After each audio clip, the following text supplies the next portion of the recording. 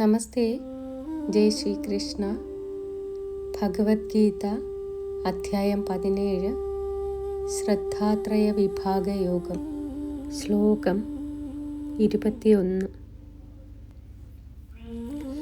യത്തു പ്രത്യുപകാരാർത്ഥം ഫലമുദ്ദിശ്യ വാ പുനഃ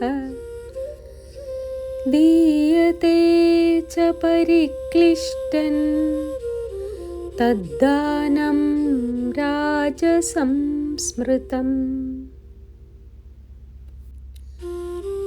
ദാനം വാങ്ങുന്ന ആളിൽ നിന്ന് പ്രത്യുപകാരം പ്രതീക്ഷിച്ച് ഫലത്തിൽ കൊതിച്ച് മനസ്സ് ക്ലേശിച്ചുകൊണ്ടു നൽകപ്പെടുന്ന ദാനം രാജസമെന്നറിയുക. ഈ ശ്ലോകത്തിൽ ഭഗവാൻ ശ്രീകൃഷ്ണൻ രാജസദാനം എന്താണെന്ന് പറയുന്നു.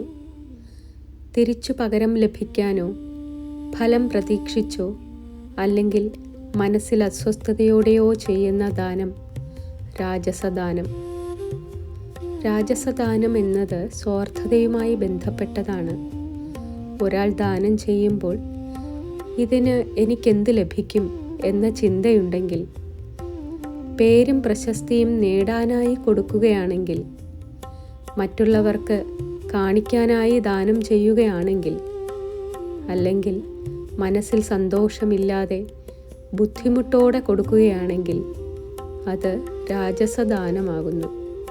ഇവിടെ ദാനത്തിൻ്റെ ആത്മീയ മൂല്യം കുറയുന്നു.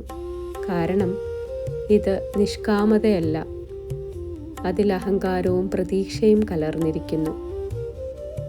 നമ്മൾ ദാനം ചെയ്യുമ്പോൾ തിരിച്ചൊന്നും പ്രതീക്ഷിക്കാതെ സന്തോഷത്തോടെയും ഹൃദയപൂർവ്വവും അർഹരായവർക്കും ശരിയായ സമയത്തും നൽകാൻ ശ്രമിക്കണം.